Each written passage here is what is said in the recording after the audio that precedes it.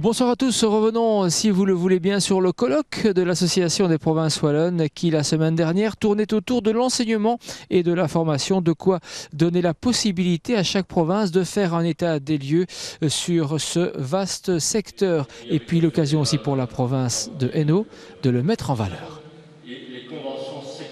L'enseignement, c'est le cheval de bataille de toutes les provinces wallonnes, comme l'a prouvé le dernier colloque organisé par l'Association des provinces wallonnes. Et c'est un ancien cheval de bataille, puisque souvent, elles l'ont organisé depuis plus d'un siècle. Les provinces, au fil du temps, ont répondu à une demande.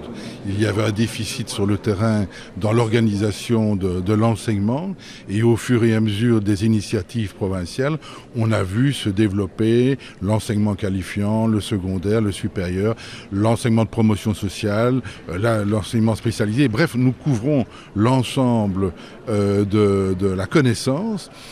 Ainsi, en province de Hainaut, du secondaire au supérieur, en passant par la promotion sociale, du primaire au secondaire, voire au supérieur dans l'enseignement spécialisé, on connaît un éventail complet de filières d'enseignement. Les provinces sont un pouvoir de proximité et donc ils peuvent répondre rapidement à des demandes qui ont émergé. Et donc c'est ce qui aujourd'hui est apparu avec la présentation des compétences dans les 5 provinces wallonnes.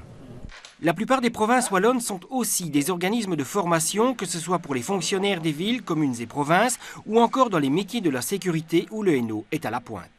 En province de Hainaut, nous avons un institut provincial de formation qui se dirige sur 5 axes. Notre école d'administration, l'école de police, l'académie provinciale de police, l'école du feu, l'école des secouristes ambulanciers et aussi cette cellule tout à fait spécifique d'appui aux intervenants, appui psychologique, où malheureusement, quand des intervenants de la sécurité publique sont victimes de traumatisme, nous avons cette cellule de psychologues qui les prend en charge pour atténuer leur douleur.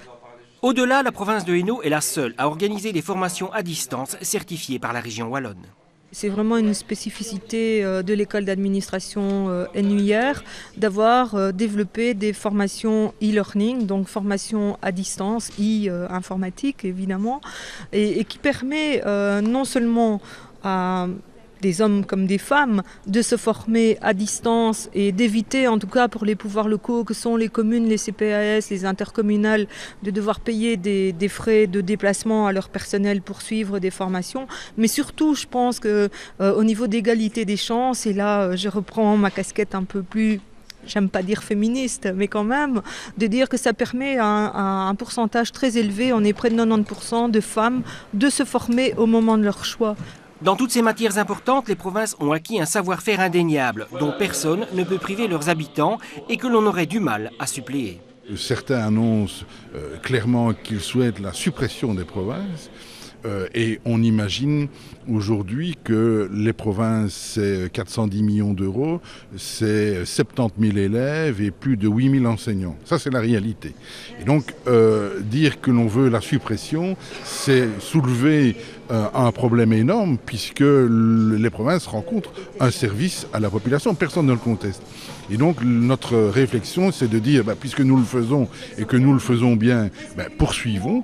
Mais poursuivons cette mission en réfléchissant avec les autres opérateurs, que sont notamment les villes et communes et la communauté et l'enseignement libre. Autrement dit, avec tous les partenaires, ouvrons une réflexion et positionnons peut-être l'enseignement officiel d'une manière plus précise avec la communauté française en définissant nos missions d'une manière aussi très, très précise. Irremplaçables, les provinces, en matière d'enseignement et de formation, elles le sont devenues et comptent le rester.